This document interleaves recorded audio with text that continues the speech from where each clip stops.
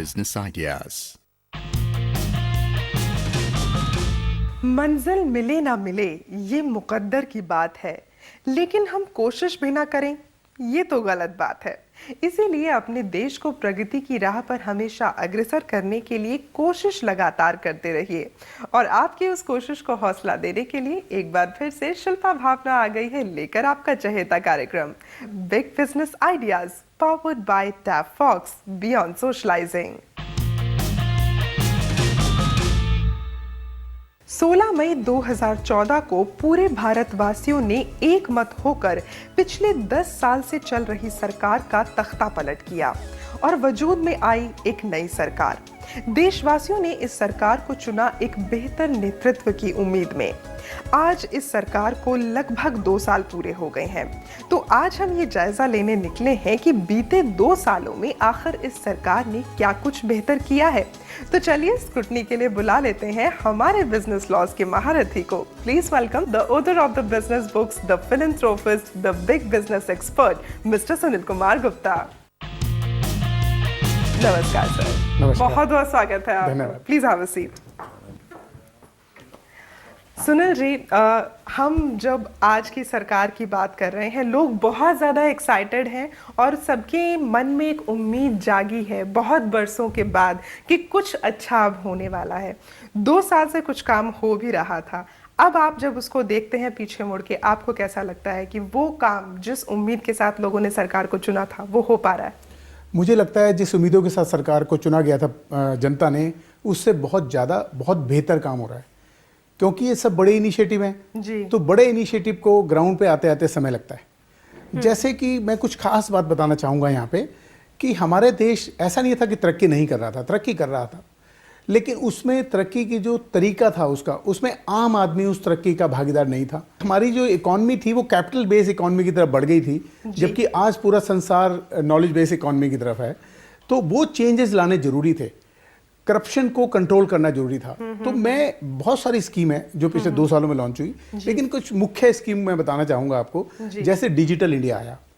Digital India का सबसे महत्वपूर्ण काम है कि ये करप्शन खत्म करता है, क्योंकि सब कुछ ट्रांसपेरेंट है। आप सब कुछ ऑनलाइन अप्लाई कर रहे हैं जी, बिल्कुल। तो डिजिटल इंडिया एक बहुत बड़ा इनिशिएटिव है, जिसमें कि हमने सोचा कि हम 6 लाख विलेजेस को जोड़ेंगे और इनिशियली हमने सोचा कि 2.5 लाख पंचायत को उसमें जोड़ेंगे। तो इसी प्रकार से एक और योजना है जिसे हम बोलते हैं जन धन योजना, प्रधानमंत्री जन धन योजना जी। हमारे देश का जो एक ऐसा तबका था जो कि फाइनेंशियली अच्छी पोजीशन पे नहीं था, वो तबके के बैंक अकाउंट तक नहीं थे। तो जब उनके बैंक अकाउंट ही नहीं है तो इंक्लूसिव ग्रोथ होगी कैसे? और शायद कोई सोच भी नहीं रहा था इतने लंबे समय से उनके बारे में। एग्जैक्टली यही हो रहा था। योजना देखिए, 2 साल हुए, लॉन्च हुई, 21 करोड़ लोगों ने अकाउंट खोला।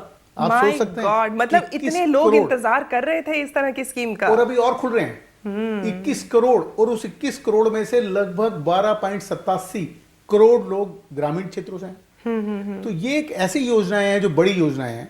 इसके साथ ही जो हमारा ये तबका था, उस तबके के पास क्या था कि उनके पास कोई इंश्योरेंस नहीं था। मान लीजिए एक अर्निंग मेंबर है, उसको कुछ हो गया तो खत्म परिवार जी। तो उसके लिए बीमा की 3 योजनाएं चलाई गई जो कि बहुत सक्सेसफुल हुई, जिसमें करोड़ों लोगों ने, किसानों को भी भागीदार बनाया गया है इस स्कीम में। इसमें फसल बीमा योजना उनके लिए अलग है, जो एक जीवन ज्योति योजना चलाई गई। जीवन ज्योति में आप इतने कम पैसों में 300 कुछ रुपए में आपका इंश्योरेंस होता है 2 लाख का। ब्यूटीफुल। और अगर एक्सीडेंटल की देखें हम तो सुरक्षा बीमा योजना चलाई गई, उसमें 12 रुपए में 2 लाख का बीमा। एक्सीडेंट में कुछ होता है तो आपके परिवार को मिलता है जी। तो ऐसी बहुत सारी योजना जी। एक मुद्रा योजना, जब तक आम आदमी कारोबार से नहीं जुड़ेगा, जब तक देश आगे नहीं बढ़ेगा, तो उसके लिए उन्होंने चलाई मुद्रा योजना जी। पहली बार हमारे देश में गरीब व्यक्ति को लोन मिलना शुरू हुआ बिगर गारंटी के, पहली बार। 60 साल के टेन्योर में किसी ने सोचा नहीं जी। तो इस तरह से बहुत सारी स्कीम है जी। तो स्कीम्स बहुत सारी है, लेकिन यहाँ पे मैं एक बात जरूर कहना चाहूंगी कि देखिए, एक वॉरियर जब जंग के मैदान में जाते हैं फतेह पाने के लिए,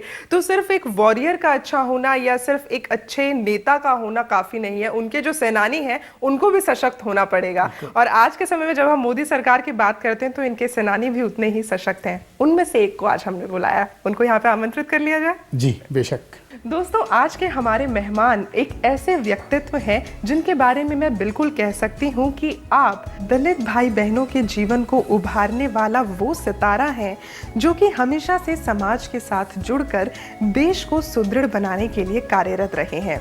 और आज हम आपसे जानने की कोशिश करेंगे कि बीते 2 सालों में आपके मंत्रालय ने क्या कुछ खास किया है। Please welcome honourable minister of state for ministry of social justice and empowerment, government of India, Shri Ramdas Athawale. नमस्कार सर। नमस्कार, जय स्वागत हिंद, है जय आपका। भारत। नमस्कार। चलो, जय हाय। हिंद।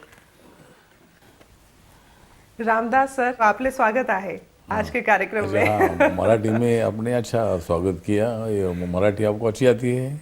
नहीं, मैंने सिर्फ इतना सेंटेंस सीखा था आपको स्वागत करने के लिए। सर, आपसे जरूर हम जानना चाहेंगे कि अब 2 साल हो गए हैं सरकार को, काफी काम आगे हो रहा है, जो जैसा कि आपने अभी जिक्र किया सुनील जी है कि लोगों की जो उम्मीद थी वो कहीं ना कहीं अब पूरी होती हुई नजर आ रही है। आपका जो मंत्रालय है सोशल जस्टिस एंड एम्पावरमेंट, ये भी लोगों से डायरेक्टली लिंक होता है, तो आप किस तरह से देखते हैं कि आपके मंत्रालय ने जो काम किया है वो आगे बढ़ रहा है, कहीं ना कहीं इन 2 सालों में अच्छा आगे बढ़ा है और आगे के लिए भविष्य अच्छा है? नहीं तो ऐसा है कि जो मतलब नरेंद्र मोदी की जो सरकार है, इस सरकार ने 2-2.25 साल में मतलब कांग्रेस ने जितना काम नहीं किया था उससे 10 गुना ज़्यादा काम उन्होंने कर दिया है। 2 साल में करके दिखाया। कांग्रेस ने भी कुछ नहीं किया था, ऐसा नहीं है। मतलब राजीव गांधी के टाइम पर मतलब ये नई टेक्नोलॉजी स्वीकारी, फिर मोबाइल, इंटरनेट, ये सब मतलब आ गया है, तो मतलब लेकिन उसके बावजूद भी और अभी नरेंद्र मोदी जी सत्ता में आने के बाद जिस तरह गुप्ता जी ने बताया, जो डिजिटल इंडिया है, जनधन योजना है, स्वच्छता अभियान है, जी। बैंक में अकाउंट खोलने के संबंध में हर एक आदमी को मतलब विश्वास पैदा हो चुका है जी। और आम आदमी के लिए भी मतलब एकदम पूरा कल्याण होगा नहीं, एकदम महंगाई भी कम नहीं हो रही है, लेकिन उसके लिए भी सरकार की कोशिश है। मतलब अपना जीडीपी पे बढ़ गया है, अच्छा हो रहा है और ईज ऑफ डूइंग बिजनेस में हम काफी आगे पहुंचे हैं, हमारी रैंकिंग काफी आगे बढ़ गई है उसमें। हाँ, मतलब बढ़ गए, मतलब काम कर रहे, लेकिन अभी एकदम सभी लोगों का समाधान होने का मतलब 60 साल में कांग्रेस ने भी कोशिश की, लेकिन वो लोगों का समाधान नहीं कर पाए। तो 2.5 साल में जितना भी हो सकता है, नरेंद्र मोदी खुद चाहते हैं जी, देश का कल्याण हो, देश के दलित हो, आदिवासी हो, अल्पसंख्यक हो या उच्च वर्णीय लोग भी हो, कोई भी हो, सबका कल्याण, बेरोजगार नौजवान है, मतलब सब महिलाएं, सबका कल्याण होना चाहिए। इसके लिए उनकी कोशिश जारी है जी। और स्लोली साइलेंटली लोगों को रिजल्ट दिखाई देगा। मतलब और भी नरेंद्र मोदी को 10 साल अगर मिलेंगे तो 10 साल में मुझे लगता है कि इंडिया और भी बहुत आगे जाएगा। बिल्कुल। और जो आपने एक बड़ी खास बात कही थी कि लोगों का विश्वास जीतना वो बड़ा इंपॉर्टेंट रहता है, और इस सरकार ने कहीं ना कहीं वो किया है, लेकिन उस विश्वास को जो उनके मन में जागा है उसके साथ साथ एक कुछ उम्मीदें भी हैं, तो हम चाहेंगे कि वो आप तक जरूर पहुंचा ही रहे। हमने कुछ लोगों से बात की थी, आपको दिखाना चाहेंगे, प्लीज। मोदी गवर्नमेंट के 2 साल मेरे हिसाब से तो अच्छे चले हैं। वो इसलिए अच्छे चले हैं क्योंकि इन्होंने पुराने जो भी प्रॉब्लम्स थे उनको रिकॉग्नाइज़ किया, और रिकॉग्नाइज़ करने के बाद उसके ऊपर एक्शन, उसकी प्लानिंग बनाई और उसके ऊपर एक्शन भी लिया। फंड रेज उन्होंने जो स्टार्टिंग में जो उन्होंने ध्यान दिया about fund raising, getting for investment, getting for companies to work in India, to start make in India campaign, that it was very good initiative. 2 साल अब बिना करप्शन के चल रहे हो तो देश इसका मतलब कहीं ना कहीं अच्छे जगह पे आ रहा है। गवर्नमेंट तो जो कर रही है वेल एंड गुड, बहुत अच्छा कर रही है, नो डाउट, लेकिन थोड़ा सा पारदर्शिता अगर और हो सिस्टम में तो और ज़्यादा अच्छा रहेगा। Government is doing a good job, but still more of the art galleries in each area, they should develop it. जितनी भी स्कीम्स बन रही हैं मोदी सरकार की बहुत अच्छी बन रही हैं एंड रियली अप्रिशिएटिंग, बट हमें लग रहा है शायद फ्यूचर पॉइंट ऑफ व्यू से तो बहुत अच्छा है, बट आज करंट सिनेरियो जो है, करंट सिनेरियो में जो आम आदमी है, जैसे जो आम पब्लिक है, जो हम लोग हैं, हम लोग जो फेस कर रहे हैं, हमें अभी इतनी सेटिस्फेक्शन नहीं मिल रही इससे, क्योंकि क्या क्या डायरेक्ट उसका कोई भी इम्पैक्ट हम लोगों के ऊपर नहीं पड़ रहा है।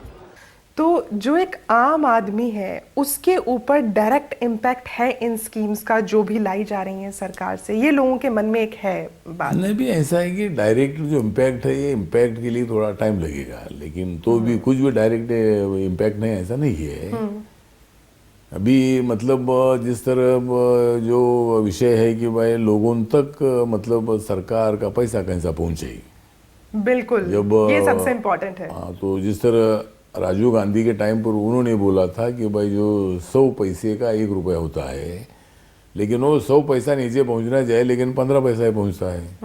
तो ऐसा नहीं होना चाहिए। मतलब यहाँ अगर हम 100 पैसा मंजूर करते हैं तो उसमें से उस आदमी को 80-85 पैसा मिलना ही चाहिए। 10-15 पैसा ट्रांसपोर्टेशन है, बीच में सब मतलब कुछ पैसा उसका एक प्रोसेस है उसमें लग जाता है। आज भी गांव में जो गरीब लोग हैं वो भूखे रहते हैं, आज भी भूखे रहते हैं। तो इसीलिए अपने देश की इकोनॉमी जो है ये इकोनॉमी ऊपर के आदमी को ऊपर उठाने वाली नहीं होनी चाहिए, लेकिन अगर नीचे के आदमी को अगर ऊपर लाना है तो ऊपर के आदमी को थोड़ा नीचे लाना पड़ेगा जी। और वैसे भी जब हमें किसी को उठाना है तो अपना हाथ देने के लिए थोड़ा तो झुकना पड़ेगा ही। सुनील जी, आपसे जानना चाहूंगी, जितनी स्कीम्स आई हैं आप ऐसे नहीं देखते इसको कि शायद वो सभी बड़े बड़े एंटरप्रेन्योर्स को आगे बढ़ाने के लिए आई हैं या सब बिजनेस से रिलेटेड आई हैं, एक आम इंसान को जोड़ने वाली चीज शायद नहीं है उसमें? आप क्या कहते हैं? नहीं, मेरा कहना बिल्कुल अलग है। मैं 2 बात कहना चाहूंगा। पहली बात ये कहना चाहूंगा कि ऐसा नहीं है कि लोगों को नहीं पता लग रहा कि क्या स्कीम आ रही है। 21 करोड़ अकाउंट खुले, 21 करोड़ तो मतलब 21 करोड़ लोगों को पता लगा कि मेरा अकाउंट खुला और डायरेक्ट सब्सिडी उनके अकाउंट में जानी शुरू हो गई, तो मतलब उनको पता लग रहा है कि मेरे अकाउंट में आ रही है। ये ठीक है कि जो मिडिल क्लास है, मिडिल क्लास के ऊपर इतना इम्पैक्ट नहीं आया, लेकिन जो हमारी लोअर क्लास है, जो सबसे पहले जिसको उठाना जरूरी था, उनके ऊपर इम्पैक्ट आ गया है और उनको पूरा महसूस भी हो रहा है कि हमें फायदा मिल रहा है। क्योंकि माननीय प्रधानमंत्री जी ने 3 फ्रंट पे मुझे लगता है एक साथ काम किया। पहला, उन्होंने सोचा कि जो हमारा ये तबका है इसको साथ मिलाना जरूरी है, तो इन सबके बैंक अकाउंट होने चाहिए। दूसरा, उन्होंने सोचा कि इनको सबको कारोबार में लगाना जरूरी है, तो पहली बार हमारे देश में मुद्रा योजना आई, जिसमें गरीब लोगों को पहली बार हमारे देश में, जो कि पिछले 60 साल में नहीं हुआ, कि बिगर गारंटी का लोन मिलना शुरू हुआ। उसके बाद मेक इन इंडिया की concept I. Make in India में उन्होंने 4 पिलर खड़े किए, उसमें नया इनिशिएटिव उन्होंने बोला हम लेंगे, नया इंफ्रास्ट्रक्चर देंगे, नई सोच के साथ आएंगे, नए सेक्टर बताए। तो एक तरह से जो नए सेक्टर उन्होंने बताए, मेक इन इंडिया में काम करने के लिए सबके लिए है। एक जो छोटा फूड प्रोसेसिंग का यूनिट लगाना चाहता है या एक छोटी प्रिंटिंग प्रेस लगाना चाहता है, उससे लेकर के मेक इन इंडिया में आप पावर हाउस भी लगा सकते हैं 1000 वाट का, तो वो सबके लिए बनाया। तो इम्पैक्ट आ रहा है, सबके ऊपर आ रहा है। मुझे लगता है कि गरीब लोगों के और आम इंसान को ज्यादा बेनिफिट मिल रहा है। नहीं, उसमें जो आपने बताया कि मोदी जी ने बीच में अनाउंस किया था कि देश भर में 1,25,000 बैंक के ब्रांचेस है जी। एक बैंक ने 2 आदमी को लोन देना चाहिए। स्टैंड अप इंडिया के एक आदमी शेड्यूल कास्ट का हो और एक आदमी महिला हो, तो मतलब 2.5 लाख लोगों को हर एक बैंक पर बंधन कर। तो ऐसी कई योजनाएं कि जिस तरह गुप्ता जी बता रहे हैं कि लोगों तक पहुंच रही है। जब मैंने मंत्री पद का कार्यभार संभाला तब मैंने बोला कि मेरे मंत्रालय का नाम है social justice and empowerment. Empowerment का मतलब है इकोनॉमिकल जस्टिस, सोशल जस्टिस के साथ साथ इकोनॉमिकल जस्टिस सबसे जरूरी है। रामदास जी, आपका जो स्टाइल ऑफ वर्किंग है, इससे बहुत सारे लोग काफी इंस्पायर्ड हैं, because you are one of those people जो शायद सिर्फ अपने बारे में नहीं सोचते हैं, लेकिन समाज के लिए भी काम करने के लिए हमेशा तत्पर रहते हैं।